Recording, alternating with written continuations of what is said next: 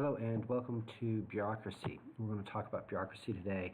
It's hard to spell, it's harder to pin down. What is it, how does it work, and what does it do? Bureaucracy is often called the fourth branch of the government. Laws written by Congress have a large amount of leeway. They give goals, but they don't give specific recipes about how those goals are supposed to be reached. The purpose of bureaucracy is to take congressional law and make it into something that's actually feasible, something that's actually doable. So how do we do it? Well, bureaucrats meet with lawmakers, interest groups, researchers, and industry officials. It creates these elections. Some criticize this and say it gives industry far too much say in regulations. However, supporters argue that it's necessary to have enough insight into industry to make sure that regulations are achievable and that industry goals are actually realistic. But where does it come from? Well, modern philosopher Max Weber is given credit for the ideas behind modern bureaucracy. But China invented modern merit-based bureaucracy thousands of years ago. In fact, many of our ideas about what makes a good bureaucracy actually come from Weber, and some say he might have gotten that actually from China. Weber looked at what made bureaucracy efficient in Europe. He wanted to know the difference between the British and other inefficient systems and the German system, which was allowing for a strong economic growth in Germany. What he found was that there are several things that made an efficient bureaucracy. So here's Weber's keys to a good bureaucracy. 1. Has hierarchical organization. It delineated lines of authority with fixed areas of activity. In other words, you have a boss. Action taken on the basis of and recorded in written rules. In other words, there are rules about what you should do and why and when. Bureaucratic officials with expert training, and rules implemented by neutral officials that don't take sides. Finally, a career advancement depending on technical qualifications judged by organizations, not by individuals. Note, the thing that we hate the most, though, about the bureaucracy is the thing we need the most in our bureaucracy. If a person can be special in bureaucracy, then what makes you special is the amount of a bribe that you can get, like China. I know a person who was a very, very high individual in a Fortune 500 company who talked about putting a plant in China. And when he would talk about putting the plant in China, they talked about going to this valley, and in the valley there was a village. The Chinese official that was with him says, "This would be a great place for your plant. Do you want to do this?" He said, "Yes, but there's a village here, so we'll have to find somewhere else." He said, "No, don't worry about it. Leave it to me." The next day, China brought in the military complete with tanks to move everyone out of the village and took their land away from them in order to build this new factory. And this is the problem with bureaucracies that don't treat people special. We like to think that we're special. We're really not. You're only special if you have enough money to actually give a really, really large bribe, like in China. So it's the history of the bureaucracy. Well, before 1883, the bureaucracy was staffed by the spoil system made popular by Jackson. To the victor goes the spoils. This meant that if you won, you got to fire everyone and hire people who were working on your campaign, who made a donation, etc., etc. And so the people who were in the spoil system were the people who supported whoever won the presidency. But this changed with the assassination of Garfield. I once told the class it was McKinley, but I was wrong about that. He said, however, was shot at the time of the 1880 Centennial Exhibition and World's Fair. His work on bacteria and detecting the body could have potentially saved him. However, he died of a secondary infection from bacteria that actually infected him. The Pendleton Civil Service Act of 1883 was passed because of Garfield's assassination. And Chester B. Arthur, Garfield's vice president, had come up through the patronage system. He had actually been head of the New York City Customs House. He believed that it was believed that he would preserve the spoil system. However, instead, he insisted on reforms of the civil service and started the exam system. So that now if you got a job you want, it was your own fault. Don't shoot the president. Further reform occurs in 1973. It got rid of the Civil Service Commission in 1883 and replaced it with the Office of Personnel Management and the Merit Systems Protection Board, and the Federal Labor Regulations Authority. Some say it didn't do much, some say it changed things a lot, but basically it kept the federal government from engaging in discriminatory hiring practices and discriminatory firing practices.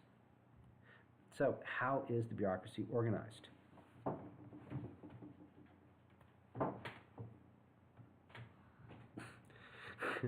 Sorry about that. Yellow Jacket. Cabinet level agencies are given to create agencies that have the president's ear. Then we have independent agencies given to create agencies that are able to act independent of politics. So what are our cabinet level agencies? Well, first of all, we have the state. This is what the state does. You can go and read this on your own time. I just kind of gave these overviews so you could kind of see what these organizations did. You have the Department of Agriculture. You have the Department of Commerce. You have the Department of Defense. The Department of Education. The Department of Energy. The Department of Health and Human Services. The Department of Homeland Security. And the Department of Housing and Urban Development. The Department of the Interior. The Department of Justice. The Department of Labor. The Department of Transportation. The Department of the Treasury. The Department of Veteran Affairs. And this is it. Below them you have independent organizations whose heads have cabinet-level access, such as the CIA, the FBI, the National Credit Union Administration, the Nuclear Regulatory Commission, so on and so forth. Add to this agencies that make up the president's staff, like the Office of the White House, the Office of Management and Budgeting. And now we get to the weird position of the bureaucracy. So that's who the bureaucracy was.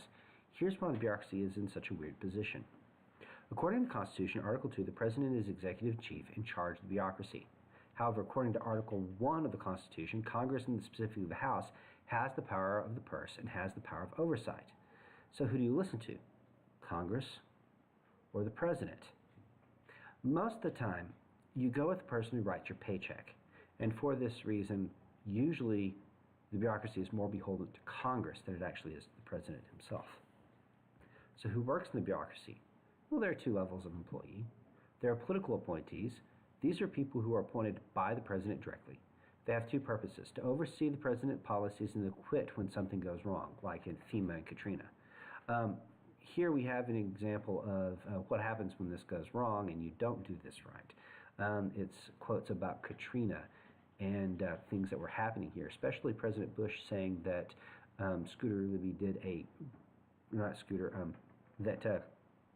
Paul Brown did a great job with this. However, FEMA Director Michael Brown was criticized when he stated that he was not aware that there were refugees in the convention center until September 1st, 3 days after Hurricane Katrina hit, when Brian Williams on NBC's Nightly News asked Mr. Brown a question about them live on the Nightly News, and he couldn't give an answer. On September 2nd, CNN Soledad O'Brien asked the director, "How is it possible that we're getting better info than you're getting? We're showing live pictures of the people outside of the convention center. We've also been reporting that officials have not been telling people to go to the convention center. I don't understand how FEMA cannot have this information." When pressed, Brown reluctantly admitted that he had learned about the starving crowds at the convention center from news reports. O'Brien then said to Brown, "FEMA's been on the ground for 4 days, going to the 5th day. Why have there been no massive airdrops of food and water? In Bangladesh, Indonesia, they got food drops after 2 days after the tsunami." And so without being able to answer these questions, when President Bush came back and said Michael Brown had been doing a great job, this meant that the president endorsed his actions, which meant that all the things that were going wrong for Hurricane Katrina were now the president's faults and not Michael Brown's fault. Then there are the lifetime bureaucrats. They're hard to fire because they actually know what's going on. One of the problems with Katrina was that Brown fired all the aid workers who had been hired under Clinton using a political litmus test. No one at FEMA therefore had any experience responding to a crisis, and that's why things went terribly wrong. There are actually reports of Walmart trucks being filled with food and water and being turned away at the New Orleans city limits because they weren't coming in from FEMA, and Brown didn't want any positive press to go anywhere but the president. Because of this, lifetime bureaucrats are almost impossible to fire, because do you really want to be there when everything goes wrong? So to summarize, bureaucracy actually makes the rules that we have to follow. They're composed of political appointees who have very little time in office and lifetime bureaucrats who actually know what is going on. They're torn between pressures from Congress and President with no clear indication as to who they must follow.